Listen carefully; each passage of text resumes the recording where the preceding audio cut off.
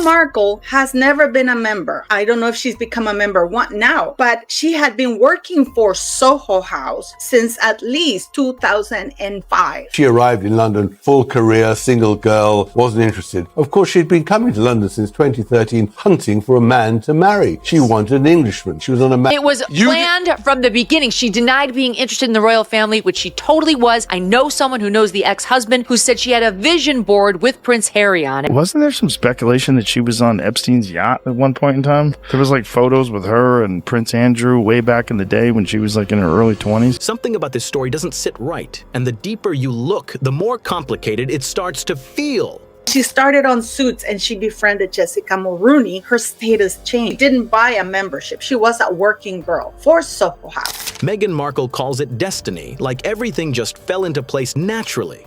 But from the outside, a lot of people see it differently. More like calculated connections dressed up as coincidence.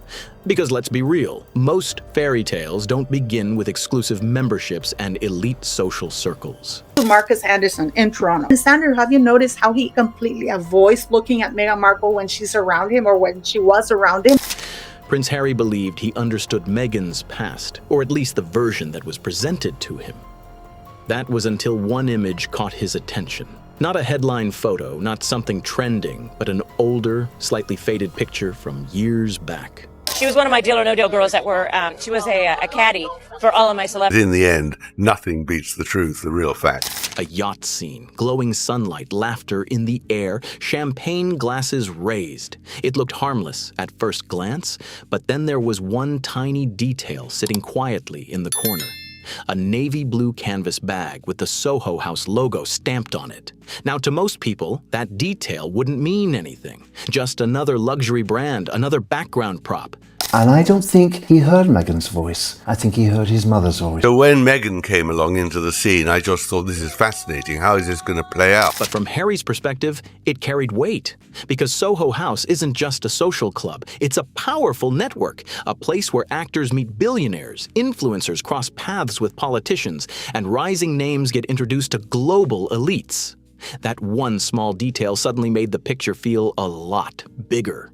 Jeffrey Epstein was also Harvey Weinstein, very prominent. There were members. Meghan Markle was just one of the working girls for Soho House. Call girl, working girl, escort, whatever you want to call it. That's what she was. Being a simple soul has easily changed to suit Meghan's agenda. And that's where the story starts to shift.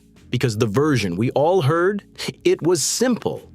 Actress meets prince and sparks fly. Love wins. That clean, perfect storyline that sounds straight out of a movie. But looking closer, things don't line up so smoothly. What if their meeting wasn't random at all? What if it was carefully aligned behind the scenes? When I look at it, I can't help but notice how certain details feel placed. Like the yacht, the social circles, the people who were always around but rarely mentioned publicly. This gentleman right here, that's Nick Jones, the original founder of Soho House. Guess where he's going there? He's arriving at Meghan Markle and Harry's wedding as guest of honor. Oh yeah, Soho was present. This is what Meghan has been doing. She's a piece of Klingon, like she clings to somebody who can get her there. So Meghan manages to befriend one person of a very popular group, and then that person introduces her to the others. And because that she's being brought in by somebody they trust, she's welcomed. It starts forming a pattern, and once you notice it, you can't unsee it. Harry reportedly began digging deeper, piecing together moments from different cities, London, Toronto, even Istanbul. Each place revealing another connection, another familiar name, all linking back into the same tight-knit circle. And right in the middle of it all, Marcus Anderson. A name that keeps popping up in the background, almost like the quiet connector holding everything together. Now imagine realizing that your once-in-a-lifetime story might have had a blueprint behind it. Markle did know Prince Andrew, and she knew Sarah incredibly well, which makes Zara a liar because she said, I didn't know Meghan Markle until she invited me to her wedding. That is BS. That's not something you just brush off. Because once that thought enters your mind, everything changes. Love doesn't feel as simple anymore. It starts to feel structured. From what I can tell, this whole situation didn't explode overnight. It built slowly.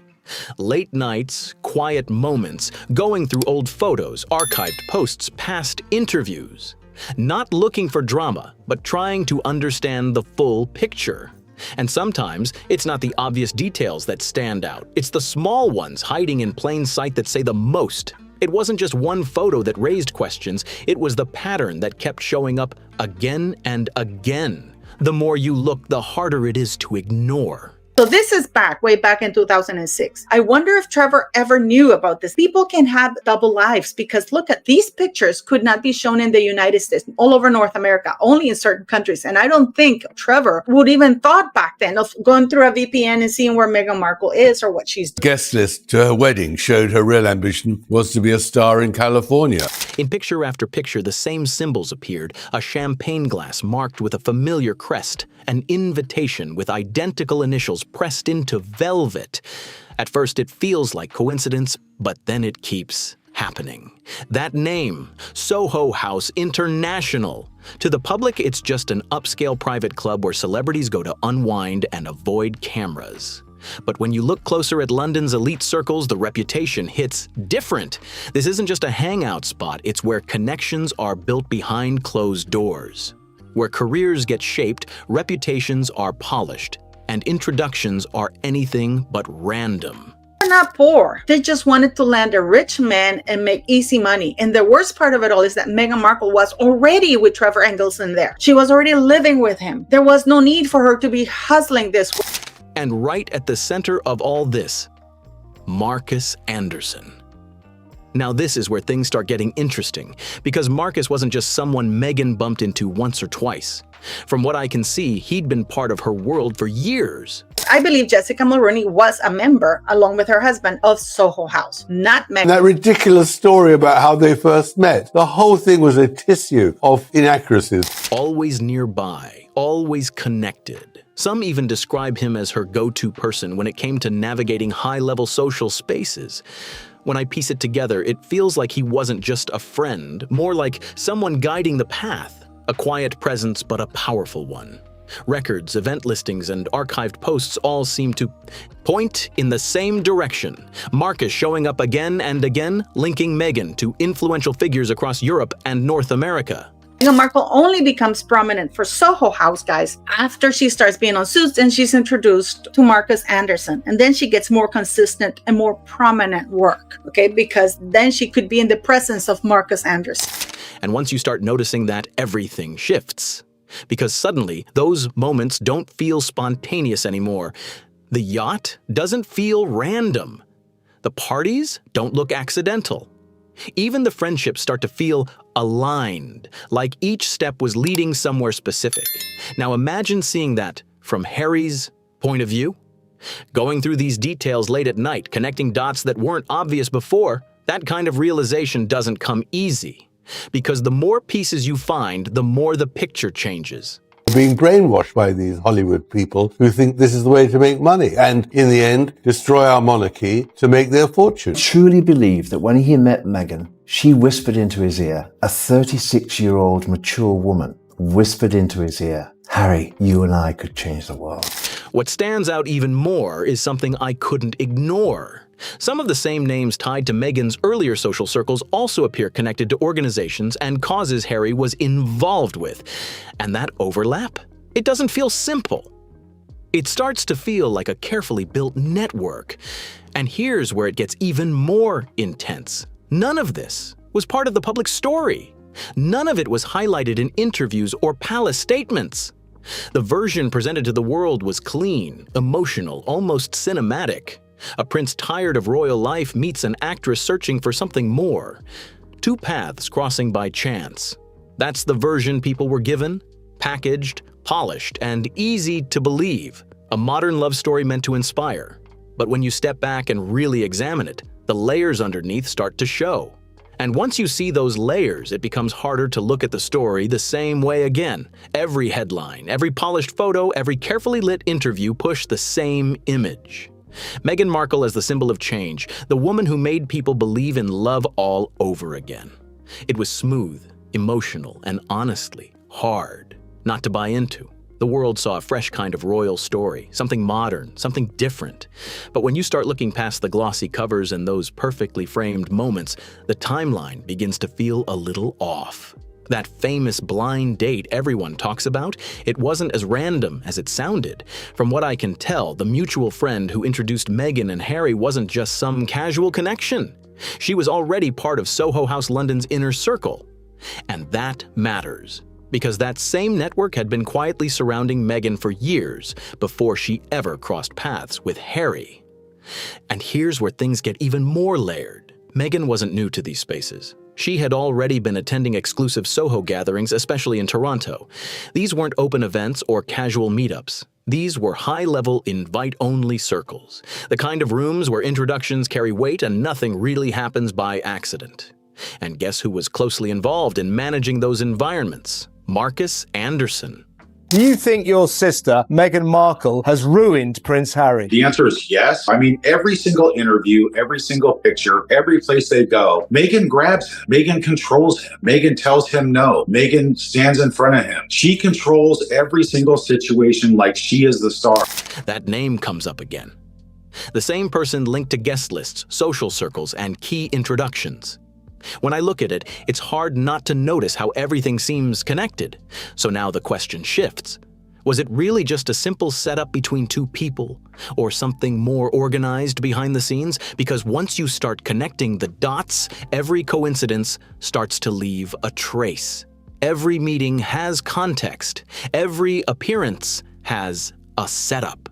To the public, it looked like chemistry.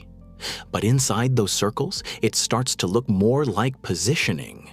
Even those early moments everyone remembers, the casual park walks, the quiet trips, the early photos of them together. It all felt natural on the surface. But when you break it down, the timing feels incredibly precise, almost too polished to be completely unplanned. And while the world celebrated the engagement, something else was happening quietly in the background. Meghan's previous social circle didn't disappear. It blended right into Harry's world. Different paths, same people showing up again. That's what really stands out to me. Because when the same names keep appearing across different places and timelines, it starts to feel less like chance and more like structure. And once Harry reportedly started digging deeper, things didn't slow down. They sped up. More names, more connections, more overlap. People he recognized from his own charitable work suddenly appearing in Meghan's past. Say photos, not just once, but across different countries, different years. Archived records even show Meghan attending Soho House events in cities like Istanbul, Madrid, and Barcelona between 2014 and 2016. And the people around her? Financiers, diplomats, influential figures who would later show up within Harry's own network. At that point, it's not just coincidence anymore. It becomes something much more detailed, something that raises bigger questions the deeper you go. At a certain point, it stopped looking like random encounters and started feeling like clear overlap. Not just people crossing paths, but the same circles folding into each other again and again. And the more this pattern shows up, the harder it is to ignore. She is an absolute user of the media. She uses every conceivable way to try and play the victim and score points. Why is Meghan Markle still being protected? Andrew's ready to leak the entire thing along with Sarah Ferguson because Fergie allegedly reached out to Meghan Markle for help now that they've lost the titles. But Meghan Markle, being the narcissist psycho that she is, that she discards people, she discards relationships, she doesn't understand the principle that you should never burn bridges. Harry reportedly came across old society blog entries, the kind most people would scroll past without thinking twice. But these weren't ordinary write-ups. They described private gatherings hosted by Marcus Anderson, events that weren't just social but carefully curated, guest lists built with intention, women invited for their drive and presence, men for their power and connections, every introduction placed with purpose like pieces on a board. When you look at it that way, it changes the perspective completely. Because now it's not just about who met who, it's about how and why those meetings happened. And here's something that stands out. From what I can tell, Harry wasn't the first high-profile figure connected to these circles. And Meghan wasn't the only actress moving through them either. But what made her different? It seems like she knew how to stay relevant inside that environment, how to navigate it, how to grow within it. Then things reportedly took another turn, this time involving finances. And this is where it starts to feel even more complicated. Because when you line up the lifestyle details, Soho House memberships, international travel, luxury stays, it doesn't fully match what you'd expect from a standard acting income at that time. Now, I'm not saying anything definite here, but some records and reports have hinted at outside support, expenses possibly being handled through partnerships or external connections rather than personal funds. And if that's accurate, it raises more questions than answers. When Harry is said to have reached out to certain past contacts, the response wasn't open or helpful. In fact, some reportedly avoided the conversation altogether. And one warning stands out. Someone allegedly told him, "Don't go too far into this. That world looks out for its own." That kind of reaction doesn't calm things down. It does the opposite. It makes everything feel even more layered. Because at that point, the situation isn't just about curiosity anymore. It starts to challenge the entire foundation of the story he believed in. If parts of the timeline don't fully line up, then what else might be missing or reshaped? And as more connections surfaced, one name kept coming back into focus. Marcus Anderson. Publicly, he's known as a well-connected figure within an exclusive hospitality network. Polished, professional, always behind the scenes. But inside those circles, the role seems bigger. More like someone who connects people strategically, someone who understands access, timing, and positioning. And when you step back and look at everything together, it creates a picture that feels far more structured than spontaneous. A network of connections, carefully aligned with Meghan right at the center of it all.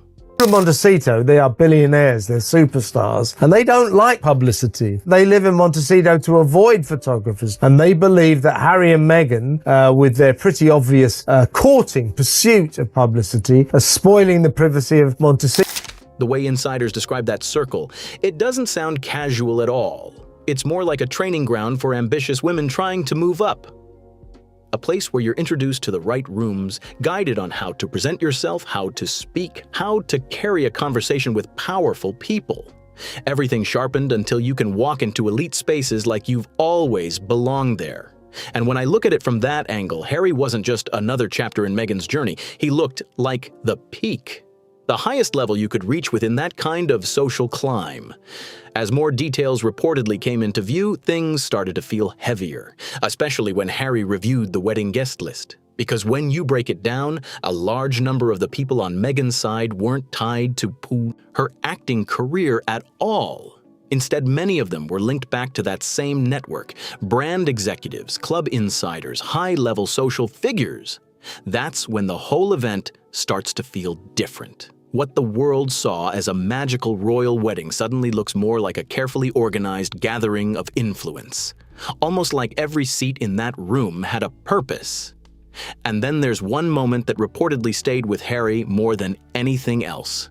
A message from Prince William. Not loud, not aggressive, but serious. A warning delivered with concern. Something along the lines of, "Be careful, this might not be what it seems." At the time, it said Harry brushed it off. Maybe it felt like doubt or misunderstanding, but later on, that message started to hit differently. Because once you begin noticing patterns, you can't just ignore them. Going back through conversations, replaying moments, looking at the same faces appearing again and again, it builds up. And eventually, that clean, simple story starts to break apart. Suddenly, everything feels structured. The introductions, the public image, the timing of events, even the way certain narratives were presented. It starts to look less like something that just happened, and more like something shaped step by step. And that changes how you see everything. That's what Harry wrote in his book Spare. At this point in time, I really have to question his mental acuity. How stupid is this man that he actually believes it? Or is it that he wanted to believe it? Because instead of a classic story where a prince finds love, it begins to feel like a situation where the entire narrative was adjusted along the way, where roles were defined early on. Once that shift happens, it's hard to go back. Those cheerful interviews, the perfect smiles, the carefully staged appearances, no, they don't feel as natural anymore. They start to look planned, almost like scenes following a script that wasn't obvious at first.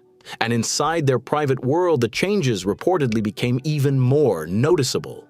Small things at first, conversations that once felt real now feeling more prepared. Meetings happening without full context. Names casually mentioned that later show up in headlines almost word for word. That's when it starts to feel like something bigger is guiding the direction. Every move, every statement, shaped and refined before reaching the public. And from what I can tell, a lot of that influence seems connected to a growing circle of advisors around Meghan, many with past ties to the same Soho House network that keeps appearing in this story. At some point, what once looked like a love story started to feel, or managed, not natural, not spontaneous, but guided. When palace insiders described Meghan as savvy, it seemed like there was more behind that word, almost like they were hinting at something strategic. And when journalists called her independent, others quietly framed it differently, more calculated than carefree. And here's where it gets even more interesting. While Meghan publicly spoke about stepping away from royal control, it also looked like she was building something of her own at the same time. Piece by piece, a growing brand. He knows that Meghan Markle was a hoe. He knows that Meghan Markle had a relationship with Prince Andrew. He knows that he is stuck in California. He knows he has wrecked his life with a D-list mattress act. Projects lining up, documentaries, partnerships, carefully shaped appearances, everything adding up. From Harry's position, that shift must have felt intense because the focus started to change. He wasn't the central figure anymore. The attention, the narrative, the spotlight, it all seemed to move in a new direction. And suddenly, he looked less like the lead and more like part of a bigger picture built around her. Even his memoir, from what some observers say, didn't feel entirely untouched. The voice sounded like Harry, sure, but the structure, the tone, the framing, it raised questions. Some believe there were outside influences shaping how the story was presented. And when you follow those connections, certain names start to feel familiar again. A Marcus Anderson, still there, still present, not always front and center, but never far away either.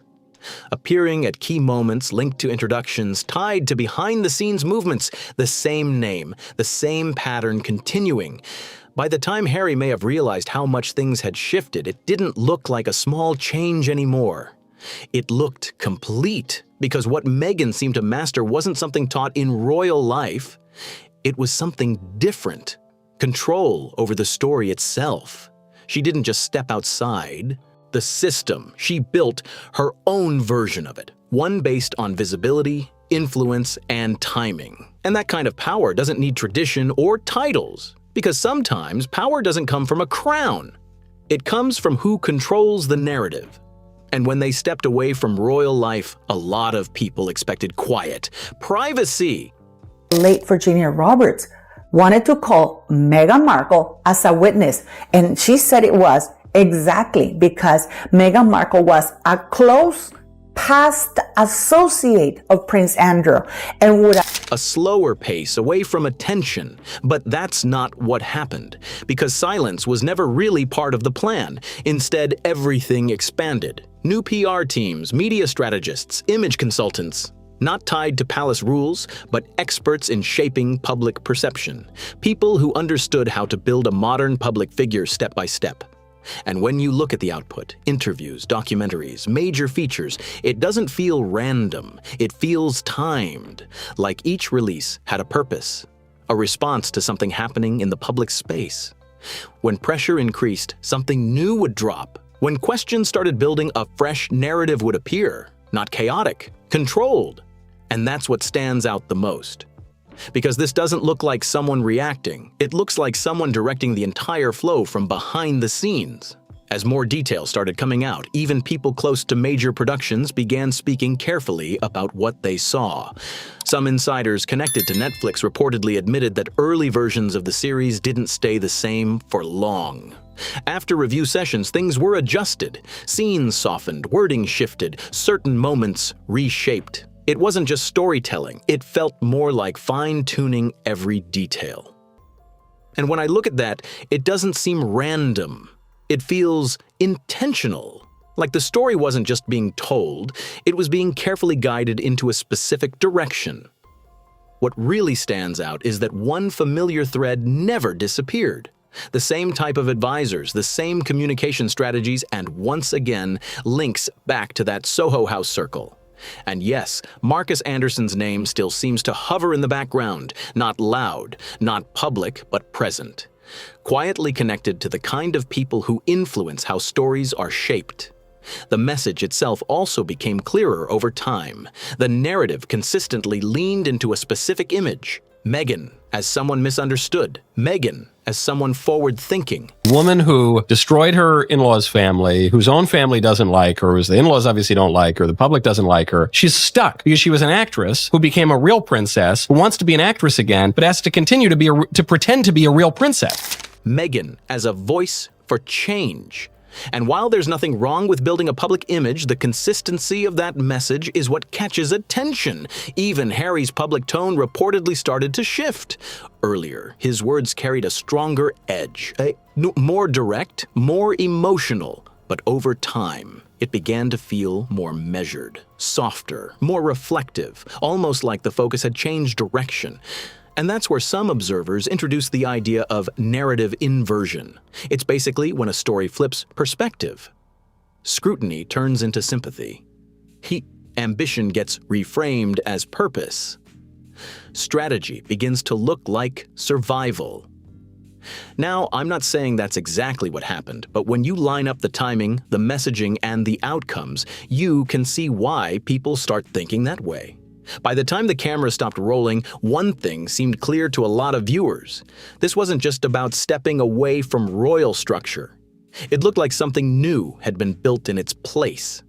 A different kind of system centered on media, storytelling, and influence. Because in that space, truth isn't always about what's uncovered. It's about what gets presented. Why is the press and the palace refusing to look or comment or report on Meghan Markle's links to the same individual, and most importantly, her relationship, her close personal relationship with Prince Andrew? Frame by frame, moment by moment, shaping how the audience sees everything. And when you trace the entire journey from that early yacht photo to the introductions to the carefully connected guest lists and then into the growing media presence, it starts to feel like a much bigger picture. Not just a simple love story, not just coincidence, but something layered, something built step by step. To some people, Meghan Markle represents transformation. Someone who stepped into a complex world and changed the rules around her. But to others, the story looks different. More like ambition refined into something powerful, something controlled, something carefully presented to the public. Every moment now feels questioned. Every word, every reaction, every emotional scene, it all starts to look rehearsed. And from Harry's point of view, that uncertainty doesn't just disappear. It lingers, because how do you separate what was real from what might have been shaped along the way? That's the part that sticks. The feeling that maybe the connection was genuine, or maybe parts of it were influenced by something bigger. And when you start thinking like that, it's hard to switch it off. Because if the photos, the timelines, and all those connections point toward careful planning, then what was truly natural? Was it fate bringing them together? Or was there a direction behind the scenes that was never fully clear? Honestly, it could be either or something in between. And that uncertainty, that's what keeps this story alive. The public saw a perfect fairy tale, but behind that, there may have been a system at work that most people never noticed. And once you start seeing those patterns, it changes everything. If you want to go even deeper into this situation, check out the next video on your screen. It breaks down even more moments you probably missed. Don't forget to like, share, and subscribe, and I'll see you in the next one.